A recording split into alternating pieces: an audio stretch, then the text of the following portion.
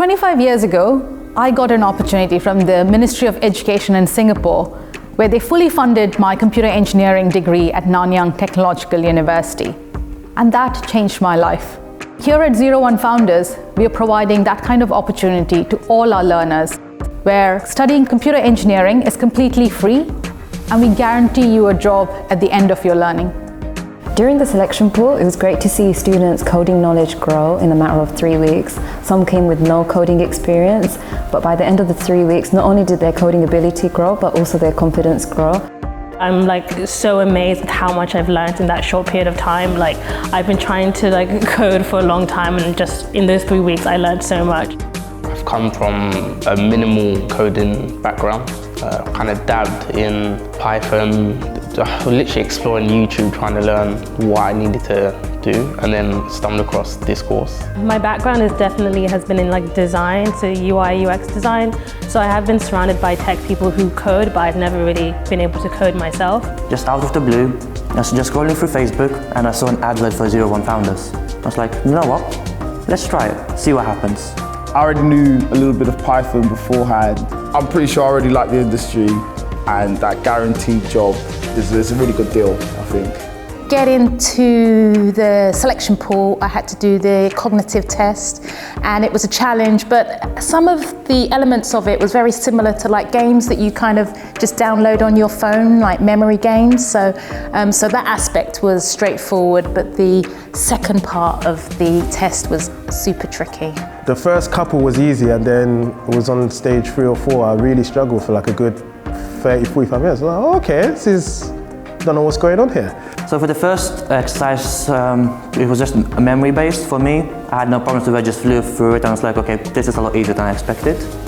Then once I got to the second one, I was like, okay, now I don't really know what's going on. Then I said, oh my God, it was so bad, I never passed.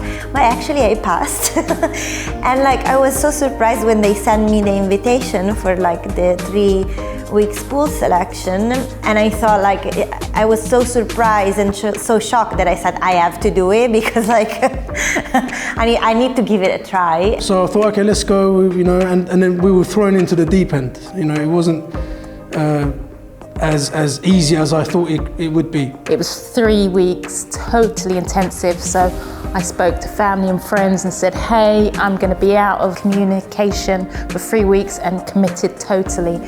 And took it from there, and absolutely it was really stressful, because you've got so many moving parts and you're like, do I focus on this? Do I focus on the quest? Oh, there's an exam coming up. I'm not going to lie, it was very challenging, very difficult. It is challenging, but if you put in the hours and try your best, it will pay off. And speaking of the colleagues, I met some really nice people that helped me along, and if it wasn't for them, I'm pretty sure I would have not gone anywhere near as far as I have today.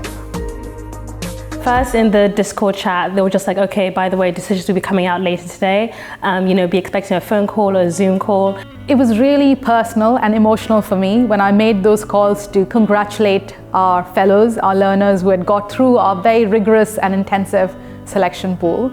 And then I got a Zoom call, and it was just like, oh, we're so impressed with how much work you've put in. And they were like, congratulations, you got it. And it was just such a nice moment of relief that at the end, everything paid off.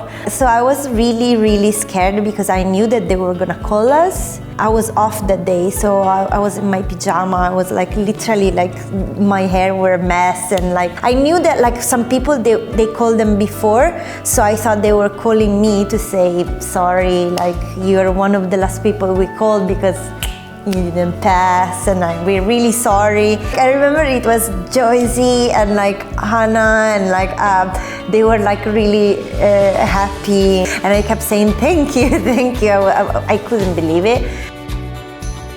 As I was congratulating them, I was in tears, they were in tears, tears of joy, tears of celebration that, no matter what obstacles we face, if we are resilient, if we are determined, if we believe in ourselves, then anything is possible. So yeah, it was a Zoom call, so nerve-wracking, because no one knew who was going to go on.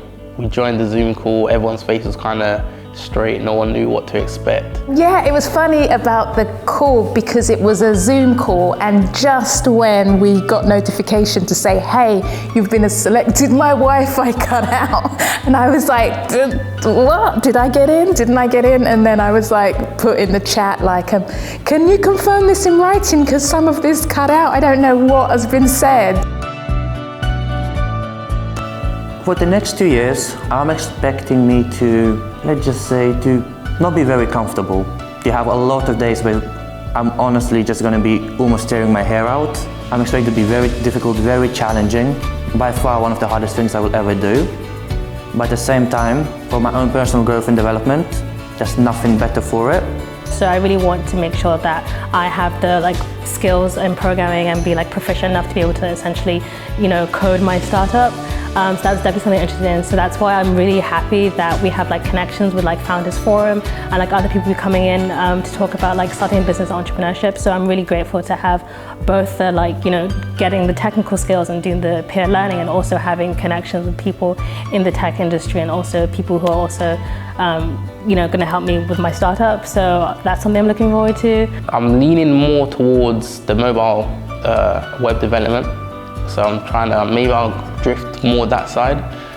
So by the end, if that's my goal, if I'm going to stick with that, by the end of the 2 years, probably go into mobile web development field and become either a web developer or mobile app developer. I'm not sure which road I'm going to take. A part of me really wants to go into AI and then go into machine learning and robotics way off into the future. But another part of me wants to do something a bit more game dev, which is a bit more creative and go more expressive freedom instead of having to do something that everyone else is doing. So what I do is just kind of combine the two. So basically go into AI in that sense, just to learn about how to create things that don't exist, and then try and see if I can apply them into the real world afterwards. Zero One Founders is important for the future of the industry because the talent it produces is exceptional. These are people who have improved their skills, many of them, 40% of them even, starting with zero coding skills. And in less than 3 weeks, they're up at the same pace as some people who've been coding for many years. And that's just the start of the program. By the end of the 2 years, they'll really be ready to make a big difference in the industries that they go into.